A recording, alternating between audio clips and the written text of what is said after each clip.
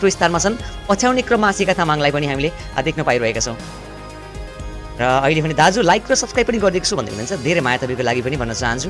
र आज हामी नजिकै हामी 1 लाख परिवारको नजिकैमा छौँ। प्लिज सबैजनालाई आँट्नु भयो भने आज हामी 1 लाख परिवार पुग्ने नै छौँ।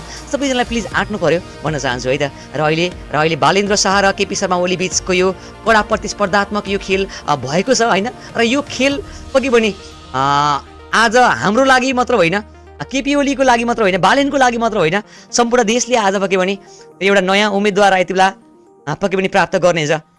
र यति बेला अहिले चितवन 3 मा सोभिता गौतम 3693 भोटले अगाडितर्फ हामीले लागेको देख्न पाउँछौँ। र अहिले रेणु दाहाल 2284 भोट भने हामीले पछ्याउने क्रममा सोभिता गौतमलाई देख्न पाउँछौँ। र अहिले टेक प्रसाद गुरुङ अहिले 276 अहिले भोट लिएर अहिले पनि उनले पछ्याउने क्रममा छन्। तर अहिले कडा प्रतिस्पर्धा भनेको चाहिँ सोभिता गौतम अनि रेणु दाहालकै मैले चाहिँ एकदमै कडा प्रतिस्पर्धा देखिरहेको छु यो टाइममा चाहिँ। र यति बेला म तपाईँको माझमा लाइभ स्कोर अनि कमेन्ट्रीमा छु। सबैजनाले लाइभलाई सेयर गरौँला है त, लाइभ स्ट्रिमिङलाई सेयर गरौँला भन्न चाहन्छु। र यति बेला अहिले भर्खरै मात्र अपडेट आएको छ। र यति बेला अहिले चाहिँ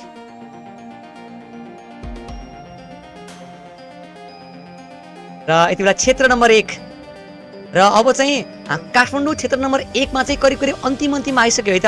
हामीसँग अङ्कित खनालजी हुनुहुन्छ, हामीलाई $3 यति बेला सुपर च्याट गर्नुभएको धेरै धेरै माया भन्न चाहन्छु। हामीलाई क्यानाडाबाट माया गर्नुभएको रहेछ, अङ्कितजीको लागि धेरै माया छ है त। र यति बेला अहिले पनि र हामी झापा 5 को यो माहौललाई निहालिरहेका छौँ है त। र काठमाडौँ 1 मा चाहिँ अहिले रन्जु दर्शनाले करिब अब चाहिँ सायद यति बेला यो मत गर्नलाई सायद अब करिब अन्तिम घडीमै आइसकेको अवस्था छ। र यो टाइममा अहिले काठमाडौँ 1 मा घन्टी आइसक्यो। 8 मा अहिले यतापट्टि विराज भक्तको पनि जित लगभग अब सुनिश्चित भइसकेको अवस्था छ भने।